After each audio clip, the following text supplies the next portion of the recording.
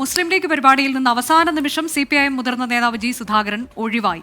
മുസ്ലിം league Alappuzha ജില്ലാ committee സംഘടിപ്പിച്ച പരിപാടിയിൽ ജി സുധാകരൻ എത്തിയില്ല. എത്തുമെന്ന് അറിയിച്ചെങ്കിലും പരിപാടിക്ക് മുൻപ് വിളിച്ചിട്ട് ഫോൺ എടുത്തിട്ടില്ലെന്ന് ജില്ലാ പ്രസിഡന്റ് AM നസീർ പറഞ്ഞു.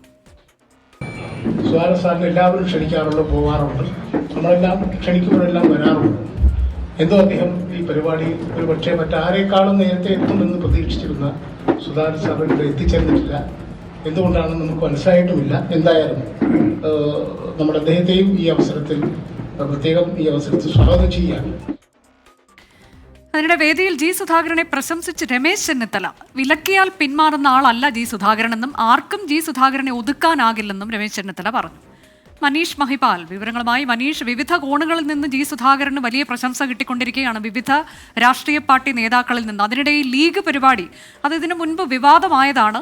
അന്ന് അദ്ദേഹം അതിൽ പങ്കെടുക്കും എന്നൊക്കെയുള്ള വാർത്തയുണ്ടായിരുന്നു. കൂടാതെ സ്ഥിരമായി ഇത്തരം പരിപാടികളിലേക്ക് അദ്ദേഹത്തെ വിളിക്കാറുള്ളതാണ് എന്നൊക്കെയുള്ള പ്രതികരണങ്ങൾ ലീഗ് നേതാക്കളുടെ ഭാഗത്തുനിന്ന് വരികയും ചെയ്തിരുന്നു.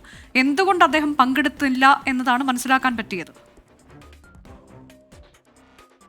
യിൽ നടക്കുന്ന മിക്ക പൊതുപരിപാടികളുടെയും ഭാഗമാകാറുണ്ട് സാധാരണ ജി സുധാകരൻ. ഇവിടെ പരിപാടി 3:30-ക്കായിരുന്നു.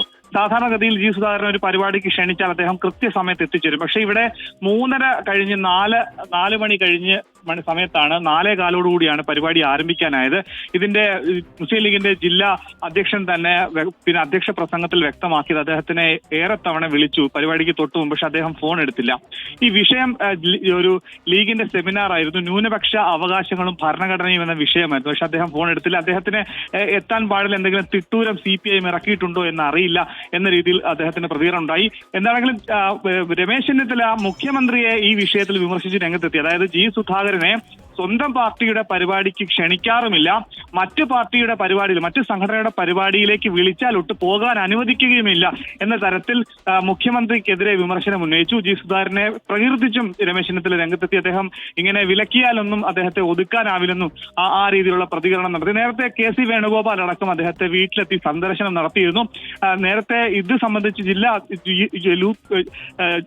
ലീഗിന്റെ ജില്ലാ പ്രസിഡന്റ് വ്യക്തമാക്കുന്നത് നേരത്തെ അദ്ദേഹം വരാമെന്ന് അറിയിച്ചെങ്കിൽ ആലപ്പുഴയിൽ CPIMന്റെ ജില്ലാ സമ്മേളനം നടന്ന വേളയിൽ അദ്ദേഹത്തിന് എന്തെങ്കിലും തരത്തിലുള്ള വിലക്ക് ഏർപ്പെടുത്തിയിട്ടുണ്ടാകാമെന്നാണ് അറിയിച്ചത്. എന്തായാലും ജി സുധാകരൻ വരുമെന്ന് അറിയിച്ചിട്ടും അവസാന നിമിഷം എത്തിയില്ല എന്ന ഒരു പരിഭവമാണ് നിലവിൽ ആലപ്പുഴയിലെ ലീഗിനുള്ളത്.